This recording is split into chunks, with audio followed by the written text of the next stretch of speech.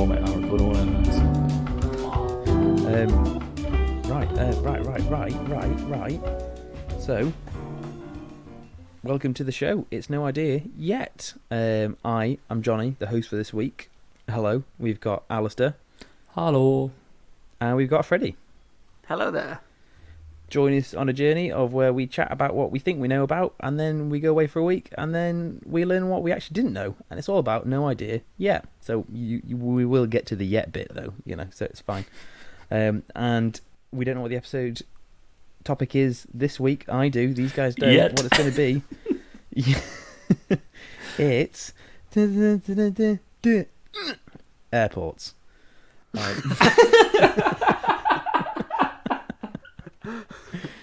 So the reason why Oh damn it! That was going to be mine next week. Straight after What?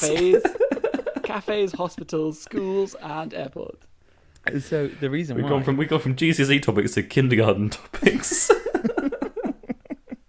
or Where the really planes basic go. languages. Yeah. Where is the airport? The reason why is in Bhutan, which is a Southeast Asian country. There is an airport. In Paro, there's an airport, and it's the most dangerous airport in the world. I saw a video of pilot's first time landing at it, and it is the dodgiest landing I've ever seen in my life. And the reason why, there's only about half a dozen people who are allowed to land at this international airport, and you can see it's because it's in like a mountain range. So one, you get sidelined all the time by the winds, and then you're going in between mountains. You see the videos, and they're super low down. You've got to watch out for like telephone cables and houses of how low they are, because obviously high altitude in a mountain. If it's cloudy, they can't fly. If it's nighttime, they can't fly, because it's the only airport when you're coming in, you can't see the landing strip. So you can see the videos of them coming in. They're in the mountain either side of them. They're coming in, and they take a right turn, and then immediately that's where they have to land. So they have to do it blind. And they're not you can't use any instruments. Everything's manual, and it is just, it's mad. And effectively turning left, turning right. Oh, there's quickly land. And it's just mad. And so I was like, Then I was thinking traffic air controllers. That's a crazy job. That it's 24/7. Very stressful job. Well paid, but you've got to stop people from crashing into each other, because however good you are as a pilot, you're also you can't see everything that's going on all the time. So thoughts, airports. Let's get a definition, Freddie. I like the definition of an airport.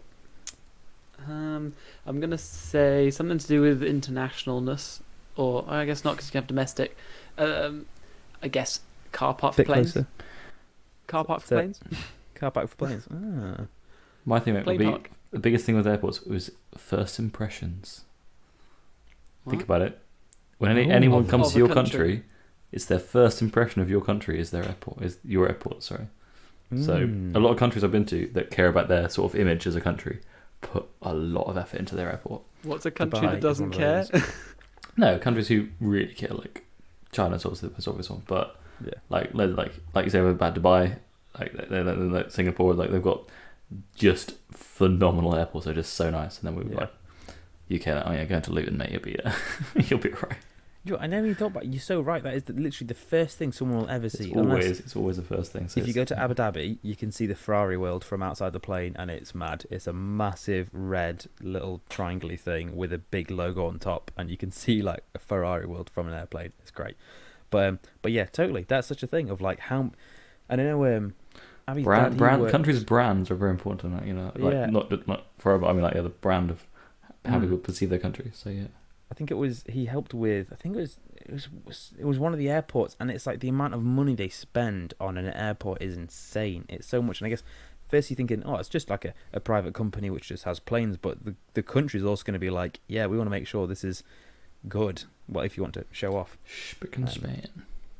So another thing there's other things as well, but duty free. What even is duty free? Have you invented in Ireland, I believe. Really? Yeah. Get out of here.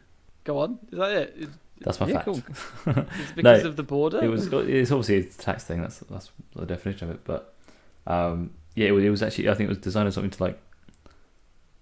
Honestly, I can't remember. I learned this in economics when I did it at A level like 8 years ago. So I cannot remember, but I'm sure that it originally it was the idea for it was originated in Ireland, and yeah, I will look that up for next week because currently I have very little idea. Because I feel it used to be that you used to get really cheap stuff when you used to go to duty free, whereas now it's like, nah, you don't anymore. I mean, maybe it like seems cheaper, right? But the same as just marketing of sales, like, it's now 50% off if you buy one get one free, but like actually the total cost is still expensive. I mean, maybe it is cheaper, but yeah, I like that. He's like, you're still spending a lot of money though. Yeah, and another one is safety and pollution. I mean, like, how safe are airports? Do we need all the safety that we actually need going through it? And then a sideline is a bit of like, I guess not just even planes, but the actual airports themselves being like a contributor. Because if you think like the amount of like stuff that goes in and out, they've got like, most places have 10 different restaurants, loads of different shops. So that's like a mini little like supermarket. And I had a friend who using an airport pre 9/11 now would be like, man, it'd be like going to a bus stop, basically. That's what plane travel used to be like. On the plane, I'm guessing none of us remember travelling internationally pre 9/11. I'm guessing. I don't think I did. Born in the mid 90s, so probably not. I don't think I'd ever been on a plane by that point. But like, it makes me think about the fact that so many people work at an airport, right? I mean, this is pre-COVID time, but like all the shops are open. You have cleaners. You have like not just the air traffic control people, like the people monitoring the I mean, imagine being a manager for a store, but that store is also in an airport. All those people have to enter the airport and go through security clearance, right? They have to have their stuff scanned. The restaurants are open 24 hours a day, and like I worked in a restaurant for a long time, and like you need the closing time. Like you need the time to like sort out the restaurant when it's closing. So if you've got a 24 hours open restaurant, it's mad. Yeah, with the kitchen, how do they even do it? I mean, like, I actually don't. You've got to clean up. You've got to polish all the cutlery. Like, it had to have that doing like round the clock, is it? Yeah, and like it's a different level. I had a friend. She worked in do you know like for working in the duty free section where like spray people with I was like, what is she like? Is she like an anti-mosquito person? I was like, what are you talking about? For the listeners, Johnny just did like motion with his finger as if he's spraying something. What's and made the a spray noise motion? Yeah, tell me about the the well-known motion. Like that everyone knows when it's just audio and you can't see what we're doing. It's a relatively close fist with a index finger on a rounded shape, but like a recording logo. And then the index finger flexes twice in time with a carefully orchestrated noise. I like that. I'm recording that. Yeah, but but she said I think she lived in Blackpool and had to travel to Manchester, and then she said you have to travel to commute to work, and then you have to go through all security checks every morning. So you have to get there like an hour early, like half an hour early before you, or 45 minutes before you start work, just to get into the airport, and then you go from there. She did say working there they had loads of like business trips, stuff like that, because she was like worked for like Chanel or something like that, and you just get loads of freebies. That's always quite nice. It would be nuts if like all the passengers have to go through that ridiculous amount, and then just you rock up for your job and you're just like, yeah, sure, I've got you. I mean, what happens if somebody went in? I bought my own bottle of water. Because airports are made so incredibly idiot-proof, in the sense that you arrive at the biggest door, right, and the door says go this way, and then you arrive and you go through that way, and it's like it kind of like carefully sheepdogs you almost through to like the security and the big arrows to go here and here. I've never noticed, because I haven't looked up for it, the entrance that everyone else goes in, like where all the workers like must have to park their cars and all the workers have to go through another door. But what other door? In my head there's just like the main door and you're in arrivals or departures. Just going up to the reception of like EasyJet. Hi, I'm just coming to work. Can I get my ticket? And then you sit down on the baggage scale and it slides you in. I find it much easier just to go. It's a conveyor belt. Yeah, we've got these spare conveyor belts going around. So there you go. What about luggage? Like luggage being lost. My brother's lost luggage, and found. He actually got. We were at the airport and it was like, his luggage hasn't come out, and we complained. Like made a form. We're like, hey, his luggage isn't here, and then it turned out after some chatting and some phone calls that it was on the runway. It was on the runway, like as in they're like, yeah, they found it, and it's like, yeah, where was it? It was just that. No, but where was it? And the person was flustered, I guess, and just couldn't think of the excuse. It was literally, it fallen off the carriage thing, and it was just lying in the middle of the runway. My one, I was like, it wasn't that. So when the first time I went to China in 2015, I flew from London to Copenhagen, and then I met some other people in Copenhagen, and then we flew to Beijing. On that first flight from London to Copenhagen, my luggage went to Malaga. Had a little lad's holiday in Malaga by itself. And then I got it about a week later in Beijing. So I had my first week in China with no luggage. And it was a good way to meet people and be like, oh yeah, hi mate, yeah, can I borrow some underwear? Because I don't have any. Can I borrow? I don't know. Surely underwear is something you buy. I had technically some underwear and some socks in my bag, but I had my clothes. All I had were the clothes I was wearing. So I was like, we talked about that thing for some reason. Whenever you go on holiday, it's just been like ingrained into you by your parents that just in case you poo yourself, it was like spare pair. How many pairs of underwear do I have for a week? 7 days. How many do I pack for going on holiday? At least 9, just in case I piss myself 3 times. Like, how many times have I pissed myself? 0. But you just don't know. You just don't know. But now, as a parent, and especially seeing for like nieces and nephews, I completely get why parents have just like an obscene amount of underwear for no reason, just because like, even if they're fully potty trained, they're still just assume the word. It is. Maybe it's like your parents do it to you when you're kids, and then you don't stop thinking, oh wait, I'm an adult now, I probably shouldn't be pissing myself out, but you know what, I guess I'll just better pack it anyway. So okay, I've got a question for you guys then. So my mantra, because I'm just that kind of person, I arrive like 3 hours minimum early. I have food, I have a book, I have like headphones, charger, portable charger. I have my whole setup. I rock up, I get through security, and I sit down for about 2 hours easily. And you can bet you still enjoy myself. Look in WH Smith for a book. You go to a food shop to get food and a drink, and it's like all of this I have, but I'm here for the experience. Yeah, exactly. I fly a lot, and I still do it. What about you guys? Like, I have ran through an airport slightly more times. Well, so 3 times spring to mind. So actually, the end of our holiday in Spain, you may remember that the only reason I managed to get that flight was because that guy you set us up with, Freddie, for that weird driving thing. And he drove like a complete maniac for the entire way. I was fully resigned to missing that flight because there was no way I was going to get on that plane. And I ran through security. I 4 times I've had to be like that guy who has to be like, oh guys, I have to go through security now. I'm really sorry, and like you have to push away through everyone's queuing up in a nice orderly queue, and you just have to say, I'm sorry, I'm gonna miss my flight if I don't cut the queue. So it's like, to be fair, if you're not queuing, you don't mind being a dickhead. That's I've never known that as a thing, but you can totally you can skip the queue if you've got a boarding pass. No one's gonna be like, no mate, get to the back of the queue. Queues are just being polite. Queues are just being polite, mate. That's what it is. The airport's just hoping you queue. You don't have to queue. You could be like, technically you can have a free fall. We won't like it, but we're not forcing you. That is mad. So that time, I had to do it then. The funny one, a friend of mine, when we went to Copenhagen, we went to Amsterdam, and then when we left Amsterdam, we got there. All airports are 24 hours, right? That's the standard thing. We got there at like 4 a.m. because we obviously booked like a red-eye flight because it was so much cheaper.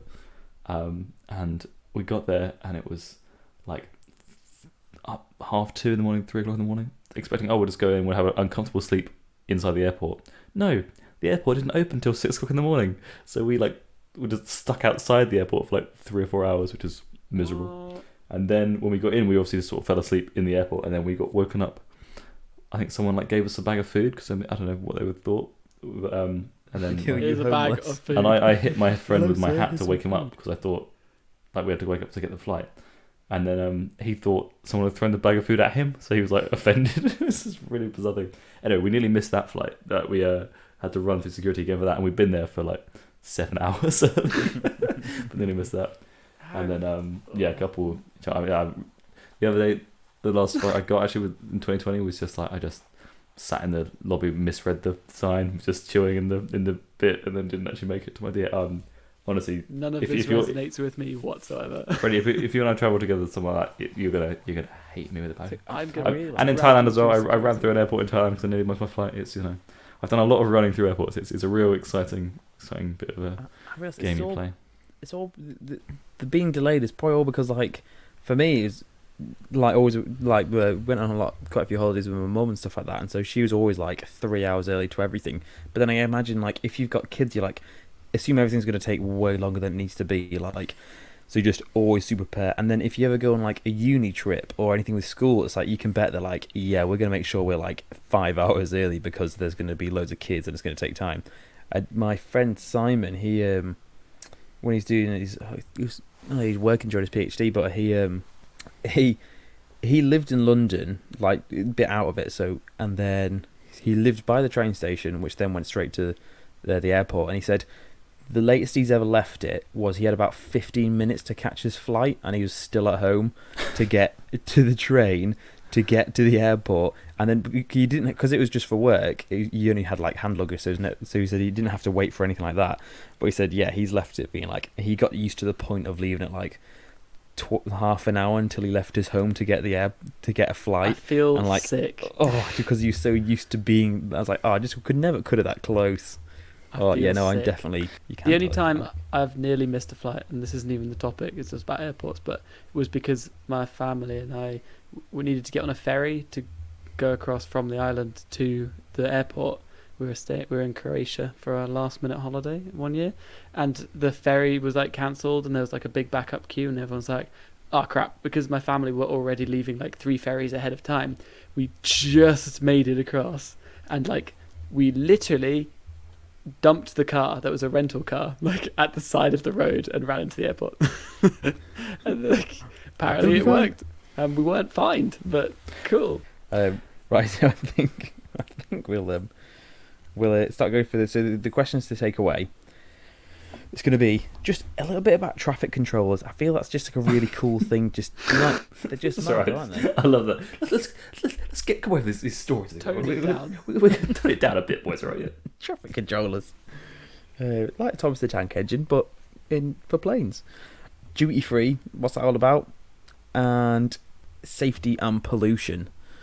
But if you want to, you can also have a little soiree into effectively airports showing off. So if you want to get any like big numbers for that, and lost and found and like baggage claim, because one thing if a lot of like concert musicians, a lot of the times, or like if you're an orchestra, they will it is better for them to actually buy 2 seats and then just bring their, like, if they've got like a double bass or a cello, they just bring it on the plane, because you can bet it's just not safe enough. If they've got like a $2,000 instrument, usually they don't have the money just to like fork out another $2,000 for an incredible instrument, so it's better not to risk it and just put it next to him. And the same with electric wheelchairs. Loads of issues with people putting those on to a flight and they get wrecked, and you come out the other end and like, I actually can't move right now, like I am wholly incapable of moving because somebody didn't look after my wheelchair, which is again maybe like over $10,000.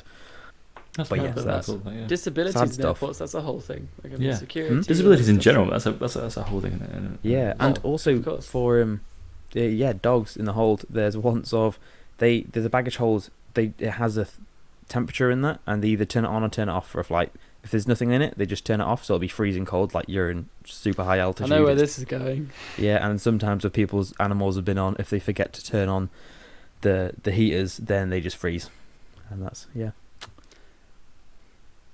So yeah, that I feel I should have ended it a bit nicer. Cheery note, guys. Really cheery note. So yeah, so if you're traveling with lots of peas, then you'll be fine. But if you yeah, so question takeaway, and that's been it. That's been airports.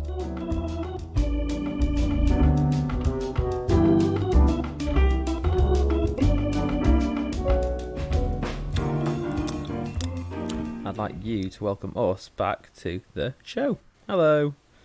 We've been talking about airplanes. No, we haven't. We've been talking about airports, I mean, maybe. Kind of airplanes.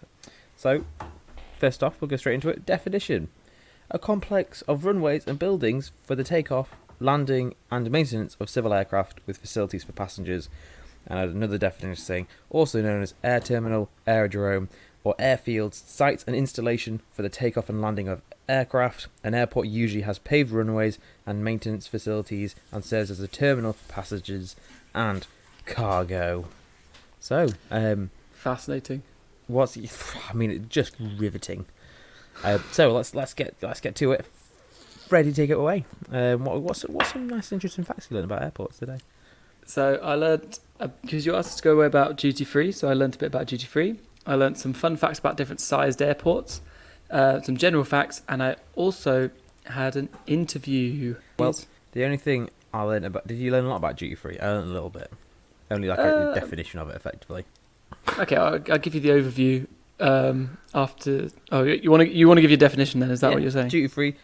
I was trying to look. What does duty free mean? And I said, yeah, English word free from taxes. And the airports get the tax free, but not necessarily the customers. So the shops don't pay tax, but then the customers usually they just have a hefty markup price and a high profit margin in airport shops. Although sometimes they do pay the tax depending on the country they end up in. Oh, really? Oh, yeah. Yeah. Well, yeah, we'll take it away, Freddie. Oh, well, the little I learned was that I think Alice is probably going to tell us about the history of it, established by Brendan O'Regan in Shannon Airport in Ireland in 1947. Generally, the outlets were abolished for intra-EU travellers in 1999, which was interesting. So, like, going between EU countries is like, no, you can't do that. No, you have to pay tax. The world's largest airport by duty-free sales is South Korea's Incheon Airport, with US $1.85 billion of revenue in 2016. You can start your duty-free shopping online from the comfort of your home 30 days before your departure date, generally, for most airports. And several airports now have a shop and collect service where you're going on holiday, you go, you buy your duty-free, you then go on holiday, you come back from holiday, and you collect your duty-free. Which I just thought was funny. Anyway, that's the general overview I got. So, Arthur, do you have a bit more into the history, were you saying, or about the first one? Not too much more than Freddie just said there. Like I said, started in 1947. It's kind of interesting. Like you wouldn't have thought Ireland doesn't jump out as like the obvious birthplace of duty free, right? But yeah. Well, yeah, because that was just like a bit of a money making wheeze, I reckon. It's because from there they were flying to the North America. Right. Yeah. Yeah, they do it in different airports. Is invariably depending on where you're flying to, especially if it's outside the EU. Probably pre-Brexit, but yeah. It depends how you get a better rate if you're flying further abroad. And apparently, different countries charge different things dependent. So some countries you'd find of like, it's like I think one you can get like a MacBook and it would be effectively £100 difference depending on which airport you go to in duty free. Oh, for saving and losing money, do you know what product generally you can save a lot of money on? I believe it's aftershave, right? Aftershave and cigarettes. I think Russia's the cheapest for cigarettes. Like considering that, like in some countries, Australia, for example, a packet of cigarettes is like $40, which is about $40 US as well. Tax wise, obviously, they're just like But an idea for this is when we went to Tanzania. So like everything, so say chocolate in Africa, it's imported because they're not making chocolate in Africa more than likely because it's a hot climate. So it's really for tourists. And I think it was something like, I think effectively it was like £3 for a chocolate bar, like a Mars bar. And to give an idea of how much cigarettes are taxed in the UK, for all their cigarettes were imported, and there was about £3 for a 20 deck. So effectively, the import tax they had on cigarettes was the same as chocolate bars. Whereas so in the UK, can you imagine like the price difference we have then? That's crazy. Well, that's interesting because you know that also in duty free, candy confectionery is often marked up as much as 150% more expensive in duty free than in the country, like because I make money on confectionery. Now, a couple of my friends in China who used to smoke and then quit and then went to China, they were like, "Well, I've got to take up smoking again because I'll be saving money because it'd be mad. I'll be losing money if I don't because it's so cheap over there." That's sort of 60p for a packet of cigarettes. So we talked a little bit about duty free. One of the things I wanted to look into was air traffic controllers, for me personally. And yeah, they manage an aircraft through all aspects of its flight, taking responsibility for the aircraft's safety and ensuring that it lands and takes off on time. Effectively, I'd see it as like, you've got the superhero, not the superhero, but you like maybe the spy, and then you've got like everybody who's behind the spy telling him where to go. Do you know the man in the ear? That's what they're like, and I imagine that they feel like they get a raw deal when working at an airport. It's like, yeah, but the pilots don't even do anything. All they do is just take off and land. We have to tell them where they're going, what they're doing, like if they're going to crash into another plane. And like, yeah, so there's two types of controllers. There's an airdrome controllers, and that's the last stage of flight, guiding pilots to make a safe landing. Busy airports, aerodrome controllers are divided into air control and ground control. And then you have area controllers, and they're based at specific control centres, and they manage at higher altitudes, climb, descent, en route, phase of flight. So effectively you have the people who are it's like on the ground, more like where you're going to go, make sure you don't crash, and the other ones who are in the air, again, where you're going to go, make sure you don't crash. I've heard it's very calm. I read that it was very calm in air traffic control, and that it seems it's at ends with, in films it's seen as like a manic place, but actually it's very chill. But apparently it is like super, you've got to concentrate the whole time, so you've got to be constantly switched on, because otherwise if you're like tired and have an off day, you don't want planes to crash. And yeah, they do everything for like the direction, the weather, they use radio and radar for all. For a starting wage in the UK, it's because I looked on prospects and I was like, let's learn more about the job. Starting wage as for an apprentice effectively is 17,000. Then it moves up to 37 to 42k, like just a standard controller. And then for a senior controller, you're on the 100,000 scale, which is like big money. Obviously, it's round the clock kind of stuff, so it's always shift work. So like because they're always going 24 hour, they never stop. So you just need to have that kind of cycle. And I imagine it's high stress, high concentration, and kind of like proper draining job, I imagine. But cool either way. And English is the international language used in air traffic control, so any plane that's in the air, it's speaking English. Although apparently there is sometimes an issue with this, of that, say so pilots will know English, but there may be a bit more of a language barrier with some pilots than others, that if you get into a bit of bother, it may be that like some more complex terminology they may struggle with a bit. I'm not 100% sure on that, but I've heard of it, that effectively for anyone who's got a second language, it's not your first language, and if it's suddenly like, oh man, like left, right, up, down, these kind of standards, all the checks. Left a bit. Oh, I forgot to learn the English word for left. Like there'll be a lot of back routine to pilot stuff. school. But like you may get a bit rusty for some like complex stuff if you haven't done it in ages. Suddenly you're like, I now have to do it in a completely other language, which again you may be rusty in. So I can imagine if it's like, I mean, a lot of it is like I don't speak German, but I can understand enough at work because it's very specific terminology. But as soon as someone comes in and needs to explain something slightly abstract, I'm gone. Like I can't understand it, right? Yeah, and so I can imagine that. Yeah. Oh, it's a bit of an abstract kind of situation. Like you need to be here before this time, but after this because of this, and it could get mixed up. Yeah, and that's not a disservice to the pilots. More of a case of like you're having to do, any country you come from, like, yeah, sorry man, you're gonna have to learn English. Just same with science. Like I was chatting to a Hungarian friend, he said all the research papers are in English because it's the language of science. Are there any Hungarian papers? Sometimes, and when there are, it's an absolute dream. That is amazing. Like reading in your own language and not having to read it in English. That's really. But yeah. So Alistair, what did you get up to in the research? What did you get up to? In the research, I was basically looking at actual different airports and sort of like which ones you kind of would want to go to, which ones you might not. We were sort of saying, like I said, it's the kind of the first impressions of a country, right? So countries do kind of care about it and actually put in quite a lot of effort. Also, I was looking at some sort of like pre 9/11 stuff and how much that changed. That was pretty interesting.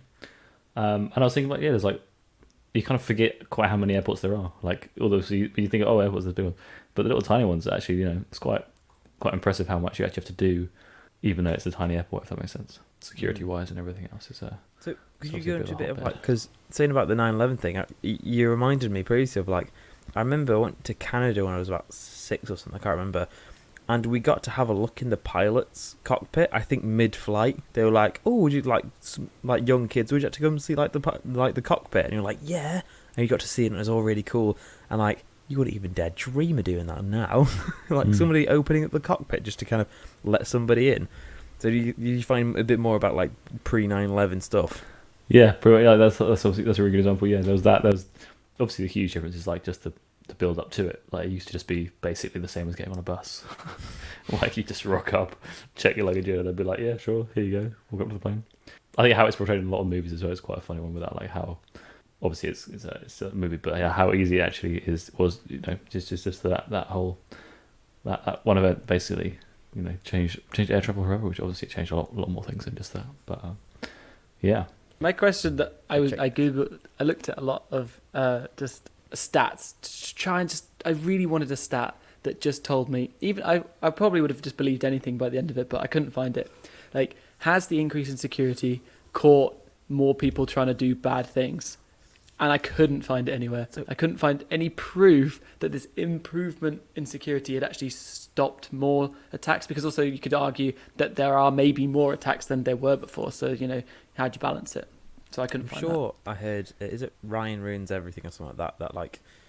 Adam Ruins Everything. Adam Ruins Everything. I'm sure it said like on the checks, I think they probably catch more people smuggling stuff, but terrorism-wise, it doesn't really make a difference, kind of thing. But you could sort of, it's a weird one to be like, oh, how many do they catch? But also, it's like, how many do people just don't do it who would have otherwise done it? You know what I mean? Like, it's there, so you can't. It's a deterrent, so you can't really measure that as an objective thing.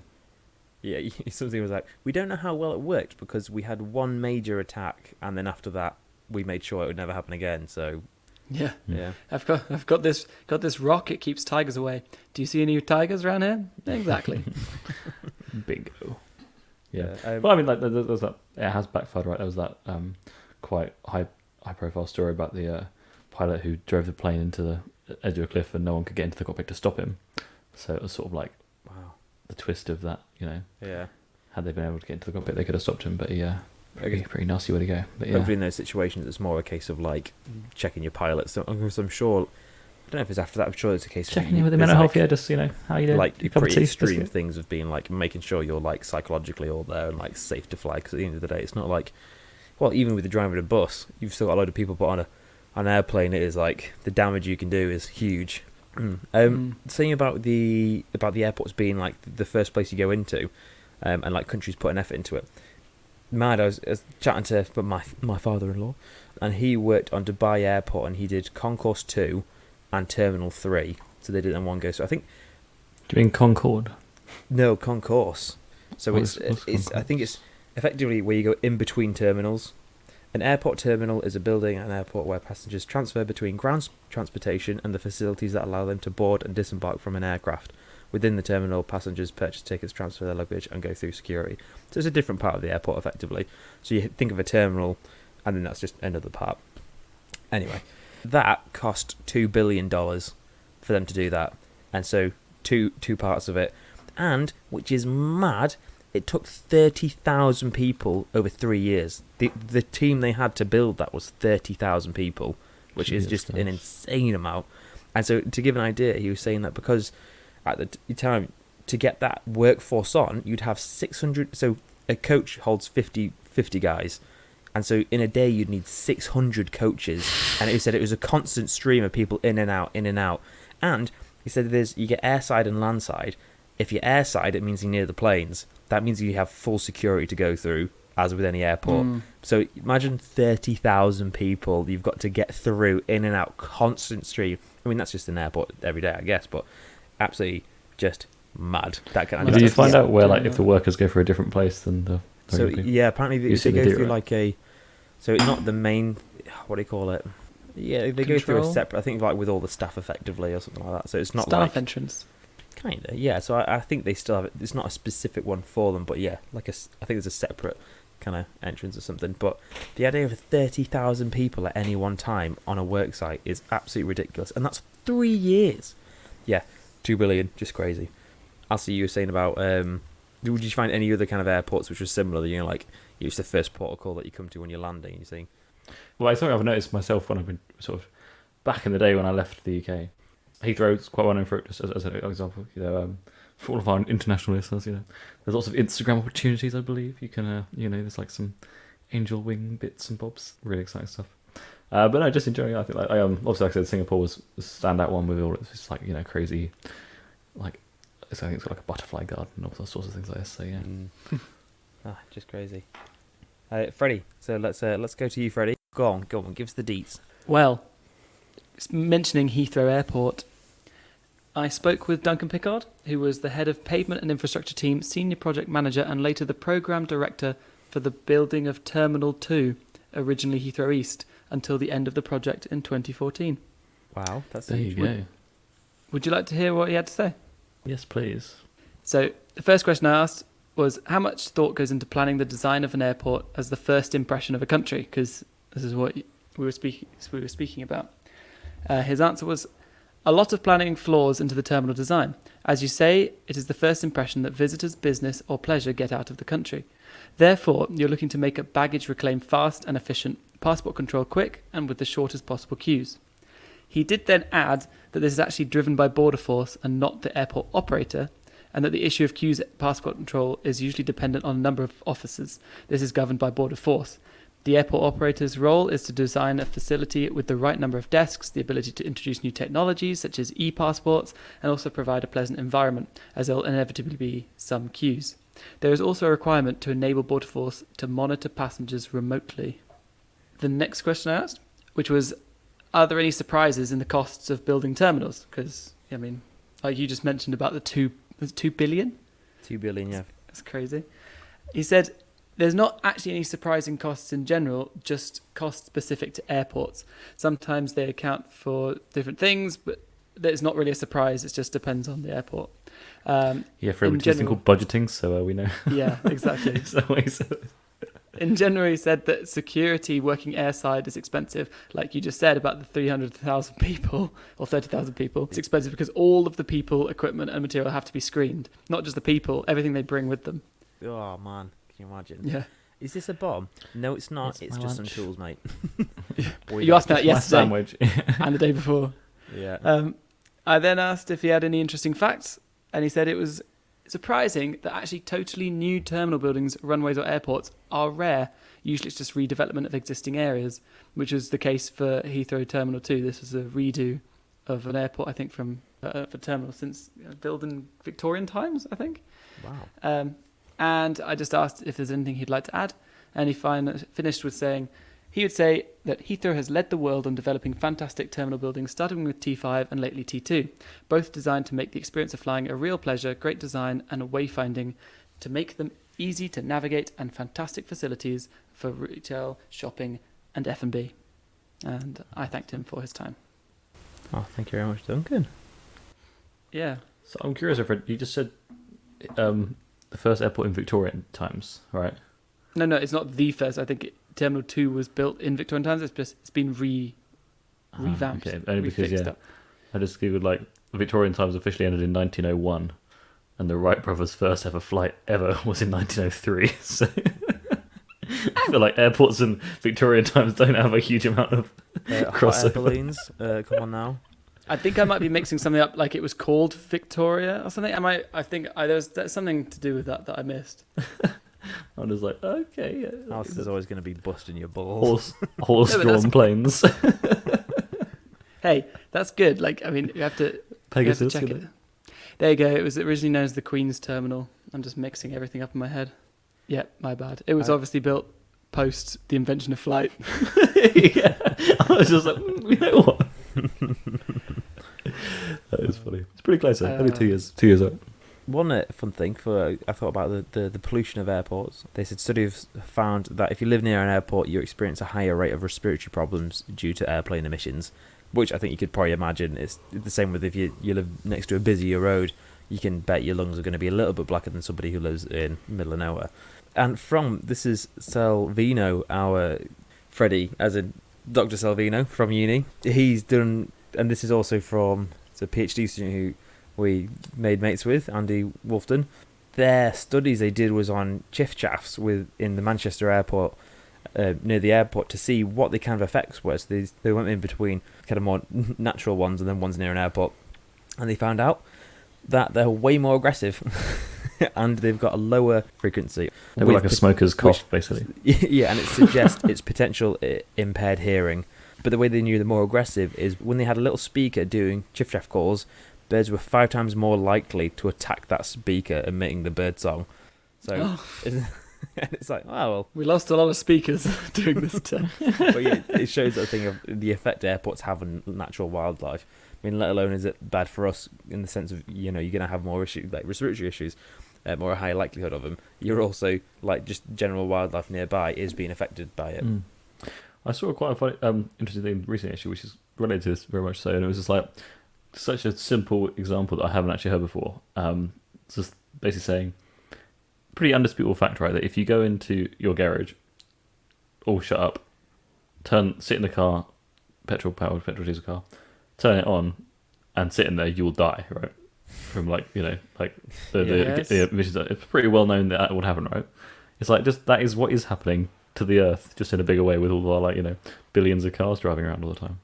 It's like, I mean, it's yeah, a pretty good point actually. Yeah, that's a solid point. The garage you is know what? the atmosphere. Yeah, exactly. Can I give you some fun facts that I learned? Yeah, go for it. I don't know if you guys want to throw in anything on these. Do you know that airports can sell lost luggage?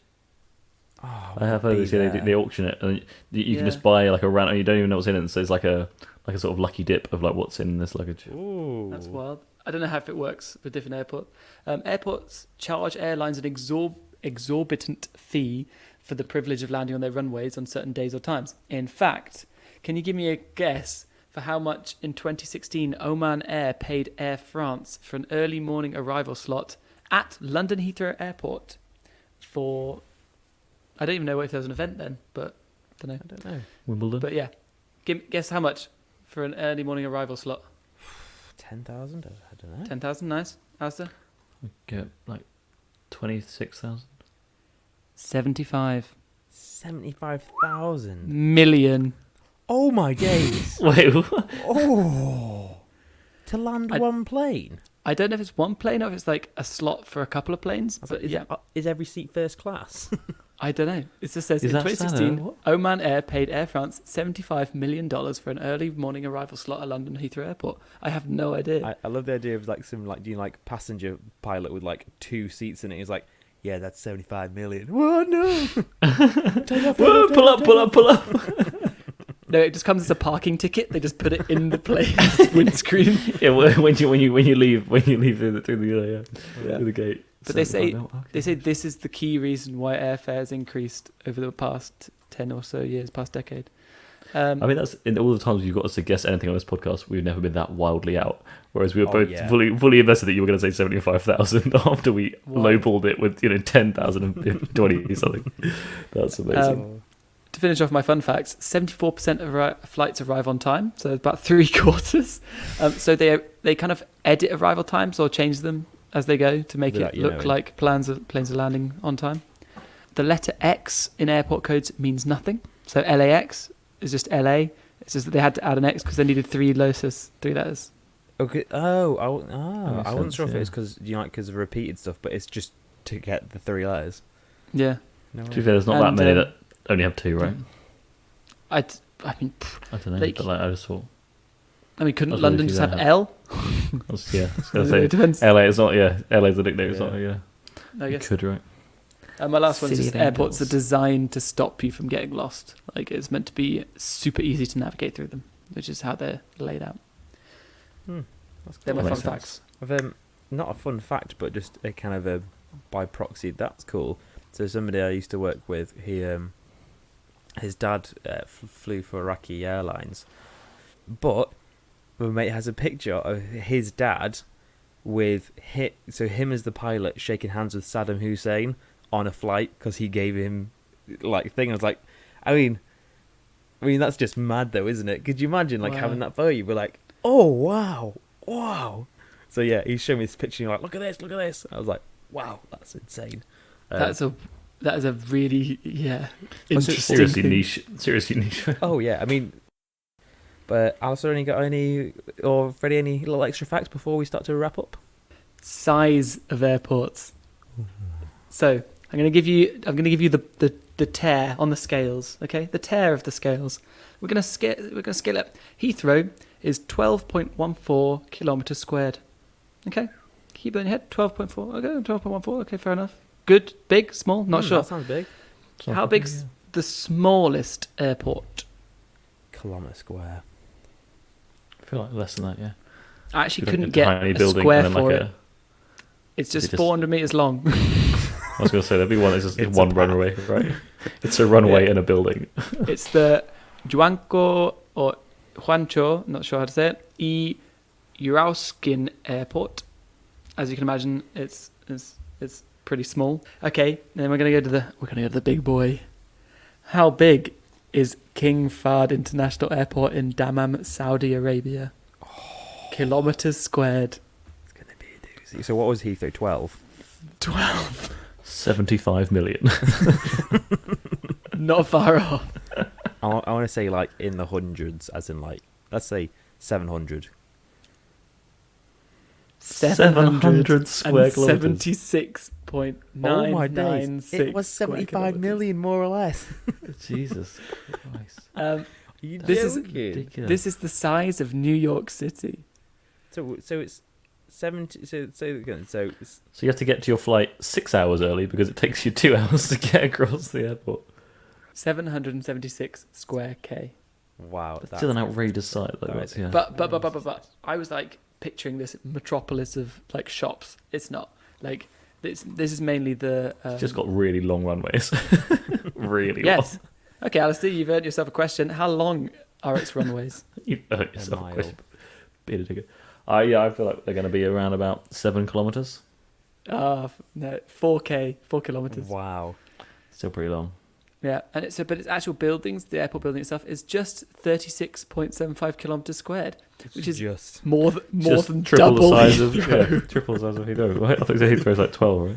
It is actually. Yeah, you're right. So that's almost exactly triple. That's outrageous. Triple. Oh, that's what. Yeah, one thing I was saying of I think it's Terminal 2 in Dubai. That's like the building's like 1.5 kilometers long, and that's like a building. Like it's just so long. We use bikes to go from the staff room to the toilet.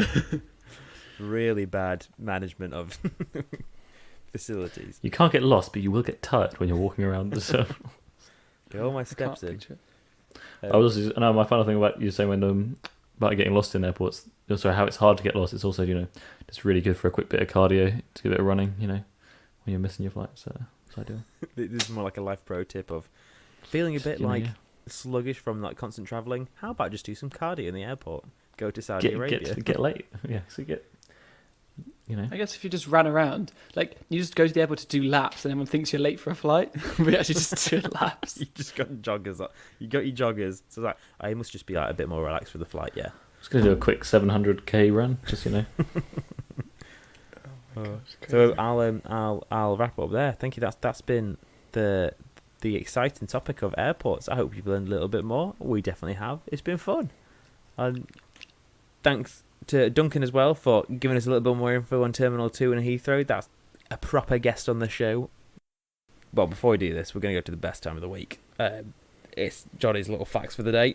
Here we go. Are you ready for it? Yeah, of course you are. So we've learned about airports. The next logical thing is the dog shaking. I mean, it's got to be. So when dry dogs shake off, you see your dog and it'll do a little shake, and you're like, well, you're not wet. I mean, I never really think of a dog as being wet or shaking. The reason they do this is for a few different things. First and foremost, they are shaking off stress. How mad is that? So humans do the same thing. What are dogs stressed about? Oh, it's a stressful thing. They've got like no. It's the opposite of stress being a dog, right?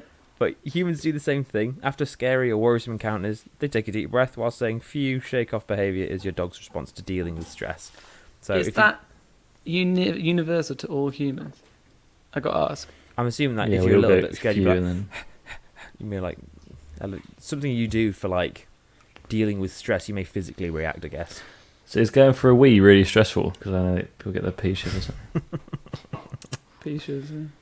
But yeah, how fun's that? So the next time, if you ever because sometimes you can bet we're putting Ted's to bed, and then Harvey comes in with his collar and he shakes, and it's like, dog, shut up, and then he's just He wants to come into the room, shake off some stress, and leave. Like, what's the need? Guys, shook your stress all over the room. Yeah. But yeah, so there you go. How nice is that? I think it's to do with actually like a build-up of chemicals in the body, and it's like actually physically like moving stuff around. But yeah, how nice is that? Cool. So next time they're shaking, you're like, don't worry, bud. Take that little chill pill. Have a shake. And there we go. On that nutshell of a little fact for you. I've been Johnny. This has been Alistair. Quite good. I quite enjoyed that. And it's also been Freddie. Thank you for listening to No Idea Yet.